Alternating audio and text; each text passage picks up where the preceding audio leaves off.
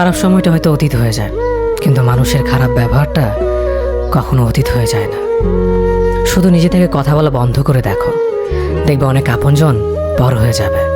আসলে কেউ আপন হয় না। যারা তোমার ক্ষতি চায় তাদের আঘাত করবে না, তাদের সামনে একটু হাসি মুখে বাঁচবে। দেখবে তুমি আঘাত করলে যা কষ্ট পেত, ওরা তার থেকেও বেশি কষ্ট পাবে। যত মিশবে ততই মানুষ চিনবে, অভিনয় যে কত প্রকার হয় তা বুঝতে পারবে। সবাইকে তোমার সত্যতা জানানোর দরকার নেই, যে যা ভাবে তা নিয়ে সমালোচনা করতে দাও। বেঈমান মানুষগুলো কখনো অপরিচিত মানুষ হয় না, খুব কাছের মানুষগুলোই বেঈমান হয়। মানুষ চেনা শুরু করলে এমনিতেই বন্ধুর সংখ্যা কমে যাবে, এটাই বাস্তব। 3টি কথা মনে রাখবেন: যে তোমাকে সাহায্য করে তাকে কখনো ভুলে যেও না, যে তোমাকে ভালোবাসে তাকে কখনো ঘৃণা করো না, যে তোমাকে বিশ্বাস করে তাকে কখনো ঠকিও না।